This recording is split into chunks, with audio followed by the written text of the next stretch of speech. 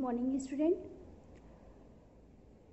आज हम लोग सबक नंबर 4 पढ़ेंगे। सबक का नाम है बहुत नाम करूँगा। इस सबक के लिखने वाले मुसन्निफ़ का नाम सहमाब अकबर आबादी है। सहमाब अकबर आबादी उर्दू की कौम व मिल्लत शायरी के एक मशहूर ज़माना शायर हुए हैं।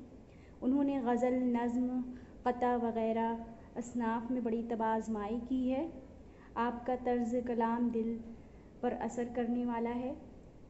सहमाब अकबर आबादी का नाम सैयद आशिक़ हुसैन था। सहमाब आपका तख़ल्लुस था। आप आगरा में अकबराबाद में पैदा हुए और कराची में आपका इंतकाल हुआ था। सहमाब अकबर आबादी ने बच्चों के लिए बहुत सारी और अच्छी नज़में लिखी हैं। वो फ़ितरी शायर थे। उन्होंने रोज़मर्रा और मनाज़िर फ़ितरत की सच्ची तर्जुमानी की है। ये उनकी अहम नज़मों में से एक नज़्म है बहुत नाम करूँगा, जिसमें वो कौमी शायरी की झलक पेश करते हैं। पहला बंद है, मैं मुल्क की खिदमत सहर व शाम करूँगा, काहिल न बनूँगा न मैं आराम करूँगा। जिस काम में बहबूद हो वो काम करूँगा, हर काम गर्ज़ काबिल इनाम करूँगा। मैं मुल्क में पढ़ लिख के बहुत नाम करूँगा। इस बंद में शायर ये कहता है कि मैं मुल्क की खिदमत शाम व सहर करूँगा। सहर मतलब सुबह को कह रहा है, यानी हर वक्त मुल्क की खिदमत करने को शायर कह रहा है। और कह रहा है कि मैं काहिल नहीं बनूँगा और ना ही मैं आराम करूँगा। और जिस काम में बहबूद हो, भलाई, बहबूद की माना होता है भलाई, जिस काम से भलाई हो मैं वही काम करूँगा।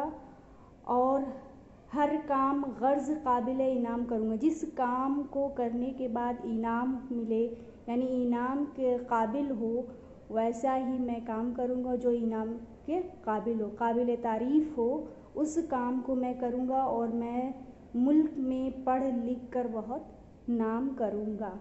अब अगला बंद देखते हैं।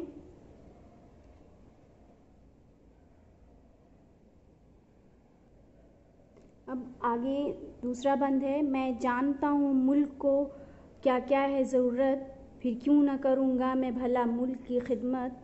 मुद्दत से नहीं हिंद में मकबूल तिजारत, कोशिश में करूँगा कि बड़े सिन्नत व हरकत, मैं मुल्क में पढ़ लिख के बहुत नाम करूँगा।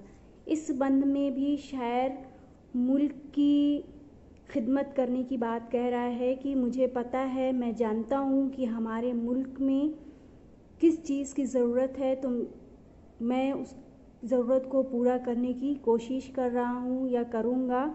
और मुद्दत यानी एक ज़माना गुज़र चुका है कि हमारे मुल्क में हिंद को मुखातिब कर रहा है। हिंद यानी हिंदुस्तान को शायर मुखातिब कर रहा है कि हिंद यहाँ पे है। कह रहे हैं कि मुद्दत से नहीं हिंद में मकबूल तिजारत, तिजारत की मतलब होता है, मीनिंग होती है व्यापार। कह रहे हैं हमारे मुल्क में जॉब की बहुत ज़रूरत है, तिजारत की, व्यापार की ज़रूरत है। कोशिश में करूँगा कि बड़े सिन्नत व हरफत, सिन्नत व हरफत का मतलब होता है कारीगरी। हमारे मुल्क में कारीगरी नहीं है, हमारे मुल्क में तिजारत नहीं होती है, हमारे मुल्क को इस सब चीज़ों की ज़रूरत है। इसलिए मैं मुल्क में पढ़ लिख कर बहुत नाम करना चाहता हूँ। शायर कह रहा है दूसरे बंद में कि मैं जानता हूँ डॉट डॉट उसके बाद नाम करूँगा। दूसरे बंद में शायर ये कहता है कि मुझे पता है कि मेरे मुल्क को क्या क्या ज़रूरत है, किस किस चीज़ की ज़रूरत है, तो मैं अपने मुल्क की खिदमत क्यों ना करूं।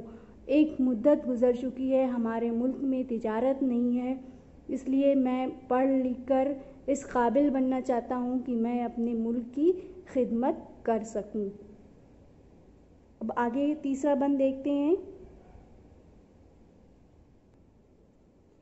आगे के बंद में शायर क्या कहता है देखते हैं। खेती को तरक्की नहीं, गुज़रे हैं बहुत साल, हर साल कहीं जंग है मौजूद कहीं काल।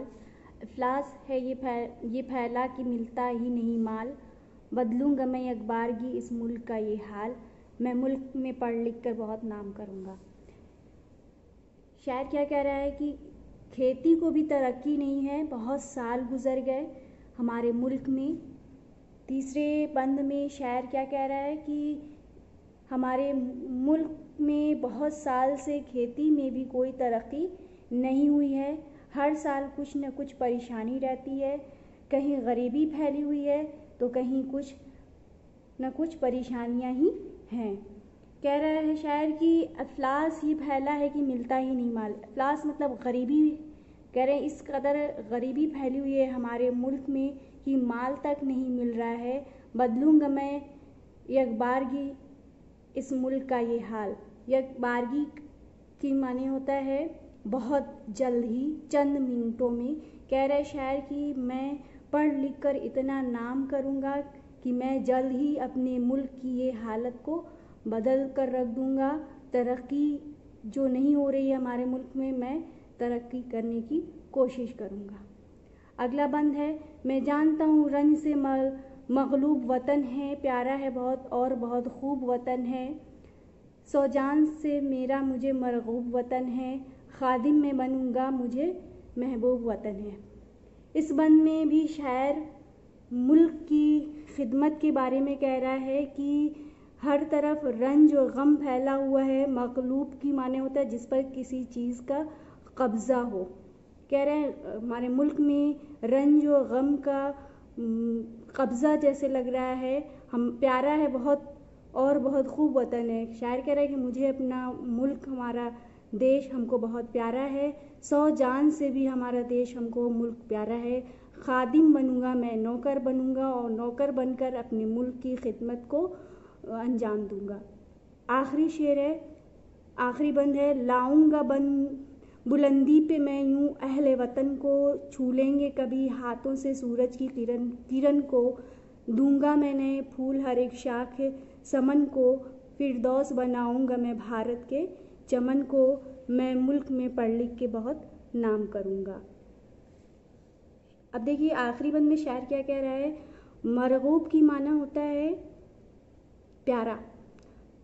کہہ رہے لاؤں گا بلندی پہ یوں اہل وطن کو، اپنے وطن کو بہت بلندی پہ، اونچائی پہ لے جاؤں گا، اور جس طرح سے سورج کی کرن کو چھوا جاتا ہے ویسے ہی میں نام کما کر، ترقی کر کے، پڑھ لکھ کر اپنے ملک کو بلندی پہ لے جاؤں گا، سورج کی کرن کی طرح چھو لوں گا، دوں گا میں نے پھول ہر ایک شاخ سمن کو۔ شاخ مطلب ٹہنی کو کہہ رہا ہے، وہ سمن گلستان چمیلی کا پودا ہوتا ہے، پھول ہوتا ہے، اس کو کہہ رہا ہے کہ دوں گا میں نے پھول ہر ایک شاخ سمن کو، ہر شاخ کو سمن دوں گا، یعنی ایک پھول کی طرح بنا دوں گا۔ ہر شاخ سے مراد یہاں ہر ایریا کو کہہ رہا ہے شاعر، ہر ملک کے ہر کونے کونے کو اس طرح بناؤں گا شاخ میں جیسے سمن کا پھول لگا ہو۔ فردوس بناؤں گا میں بھارت کے چمن کو، فردوس کی معنی ہوتا ہے جنت۔ کہہ رہا ہے میں اپنے ملک کو جنت بنا دوں گا، بھارت کو اس طرح بنا دوں گا، اس طرح ترقی کروں گا، اتنی ترقی کروں گا کہ میں اپنے ملک کو فردوس کی طرح بناؤں گا، جنت کی طرح بناؤں گا، ہر طرف پھول بھی کھیر دوں گا۔ شاعر کہہ رہا ہے کہ میں ملک میں پڑھ لکھ کر بہت نام کروں گا۔ اس نظم کے لکھنے والے شاعر کا نام سیماب اکبر آبادی ہے، انہوں نے ہی اس نظم کو لکھا ہے۔ اس نظم میں انہوں نے ملک کی ترقی کے بارے میں بتایا ہے کہ ملک میں جو بھی غریبی، افلاس جو بھی پھیلا ہو، ان سب چیزوں کو میں دور کر کے اپنے ملک کو آگے بڑھاؤں گا۔ Thank you.